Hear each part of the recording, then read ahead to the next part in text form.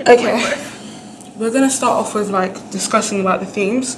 The main theme I tried to include whilst trying to edit was the theme of the cutouts, which was inspired by Melinda Gibson, who's a London-based photographer who focuses on creating contemporary collages and just revamping quite an old perspective, an old view on how to do things and how to do collages, because collages have been done for centuries. However, what she does is she revamps them with adding these contrasting tones and contrasting colors. So when it came to creating like the album cover and all the media products, what I wanted to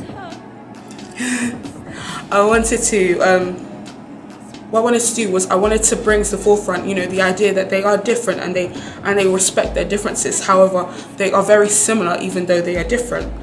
And also it was a thing of where I wanted to just give a new identity to something that had been old and something that had been done for quite a while now.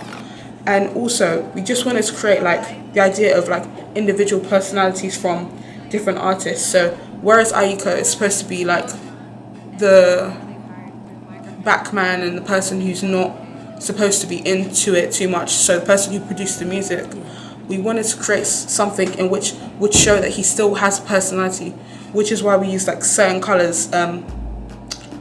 So for example, Anaya's background cutout infill is basically brighter and like more colorful. It's more colorful, and we did that, and she's on every single one, and you can see how she is seen as the forefront person, the person who is the leader of the group, also the person who we wanted that to reflect the fact that her voice goes on the track and he gets a lot less credit for it, even though it's an equal effort. However, her voice is what sells it all together.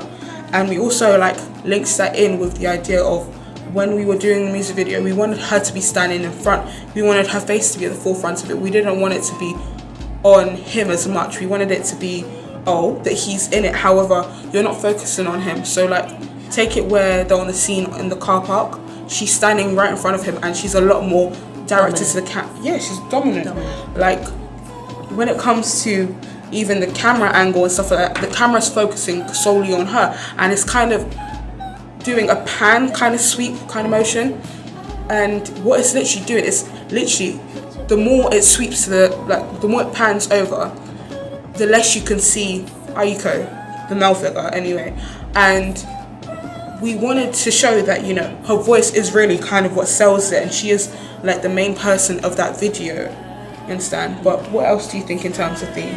I really like the theme of the digipack, the digipack image, the front and the back, and the magazine poster, they all have a theme, and it's a very beautiful theme. I love how they're linked together, as well as the title of the album, both the font and style and the meaning behind it. I feel when the audience would pick up the digipack in a shop, if they read the title, they automatically look at the images, they will automatically be able to relate and understand what the album is about. And I feel also that the album, the way it was created with its theme, it's professional but still has an urban feel to it. So it perfectly relates to our target audience. The image of the universe creates an idea of individuality. Yes, I'm reading this question.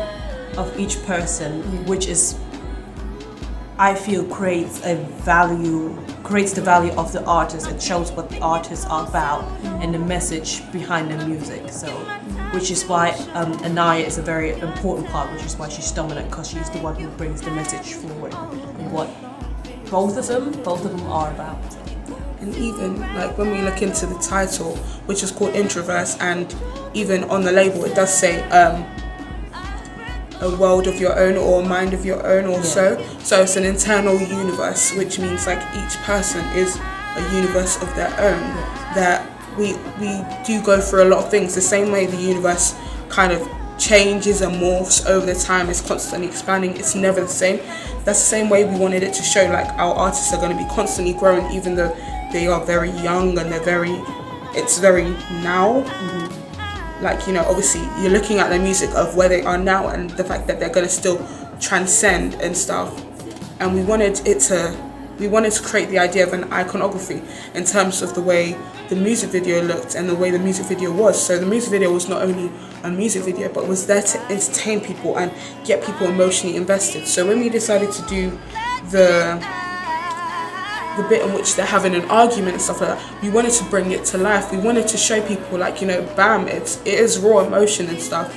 And we wanted it to be like, so that people kind of understood what our artists were about. So we wanted it to be like certain people. So like we took inspiration from people like Michael Jackson, who always had with their music videos a certain, they had like almost it becoming into a movie. So the same as like with Beyonce's video album, it was like everything became into a movie, everything kind of went together, everything was telling a story. And we wanted to show the idea of, like, you know, that we are telling a story about what's going on right there and the meaning behind the music, because a lot of people get lost in the beat, which obviously Aiko's, you know, he's rollers. Yeah.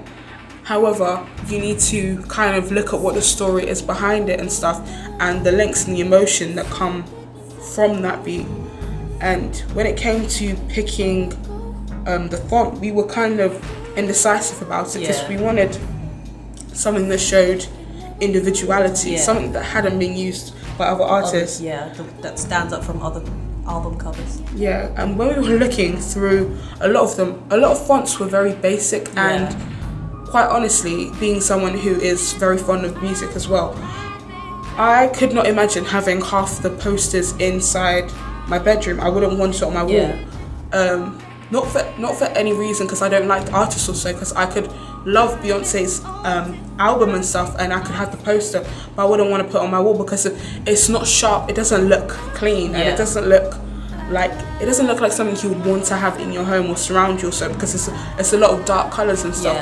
And we wanted to change it, that even though our artists are very on the grunge side of things, and they're very raw and they're very young and they're very vibrant and they're still out there, we wanted to show that, you know, things are a lot brighter on the inside. Like, even though they might dress in quite dark colours, because she is dressed through quite a large portion in dark colours, and there's certain parts of the film, in certain parts of the music video, where it is really dark in it and stuff. And even when it's lit, it's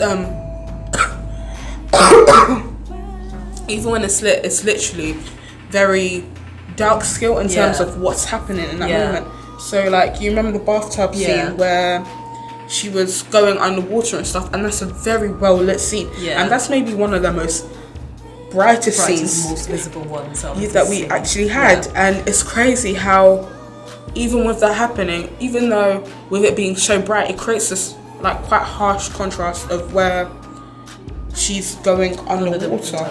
And it's like people kind of don't know where the story ends, because we were going to put it in that she comes out of the water again, so kind of like a rebirth. And we were like, we would rather kind of save that for another music video to do that also, or to create a, you know, contrast or so, kind of. Also allows the audience to kind of speculate what happens themselves, rather than always the artists telling what the end will be. Instead, we will invite the audience by letting them speculate what happens at the end. Like kind of making them wonder what's gonna happen. And that's one thing we wanted to do. Like, we wanted it to be like, oh, that you never quite know what's going on. And I think that's the best thing about certain music videos, because even when we were talking to people and they were watching our music video, they were actually asking us, oh no, what's happening next? When quite honestly, it is our A2 music video, like it's our project. And we were kind of like, well, do we have to tell that story to the end, or would we rather just allow you for your individual interpretations? And because we have quite a different interpretation to a lot of other people about the song, because a lot of other people listen to the beat and then after they're so like, it's a happy, vibrant song. Nice song. However, it's quite funny because of the lyrics are actually quite dark in comparison to the beat. And a lot of people think, oh, you kind of went for like the darker version, but it was kind of what we were trying to show is that it's not all fun and games and stuff. And like, when it comes to relationships, it's not easy. And with when we were creating the media products and stuff like that, we wanted it to be like that people would be able to recognize that font in relation to the artist. Yes. So when we were choosing that particular font, which is Amethyst on what was it on the font? On the font, we wanted a font which was just trendy. Yeah. We wanted it to coincide with 2015 trends and 2016 trends. And one of them is, well, a lot of people are easing towards brighter colours and stuff like that. And a lot of white is there. Yeah. And even me taking from things in which I have seen in terms of like decoration and decor and stuff, a lot of people are easing towards whites and blacks and, you know, stuff that's clear cut and maybe not even black sometimes. It's more like grey tones and stuff. And it's to create, what we wanted to do is to symbolize kind of the cleanliness and the cleanness and, you know, the fact that everyone has that part of them that is going to always be clean. Like everyone has like a moral kind of limit and everyone has kind of like the moral kind of awakening as well. And in terms of iconography, do you want to discuss about it? Do you want to go through that? Yes. Not sure what to say about that. Is it the shape thing that we put in as well? Yeah, so like how we wanted our artists how we wanted people to see something and notice that that's our artist. So what we wanted it to be like kind of specialized, you know, like MJ always had the glove and, you know. Yeah. Well, for our artist, you can also see that in the font. It's not the font style, not just the color, but the style is very individualistic. Did I say that right? Yeah. So that's one, and it's really special. We wanted that individualistic character of our artist to also translate in the font, which we feel we managed to do with choosing that font. Also, on the back of the digipack, you can see the geometric shapes. So again, that relates to how different the style of their music is and how different our artists are. So whenever they see that, it's always good that the audience can see that and relate that to them. So we decided instead of using words or letters, we use shapes because shapes are much easier to recognize. You don't need to know a certain language to know that, oh yeah, that's a Nayako. So yeah, you remember like even we were discussing when we were trying to put together the album and everything like that, we were discussing about, you know, Jay-Z's diamond symbol, and we were like, anywhere you go in the world, if you put your hand up like that, people would automatically relate that to Jay-Z, and that's become part of his branding, his iconography. And I can remember one of his albums also, he actually had this as part of it and stuff, and even at his concerts and stuff, he always says people, you know, raise your diamonds in the air and stuff like that. And, you know, obviously a lot of controversy has come from it, but what we wanted it to be is like, oh, ride your back.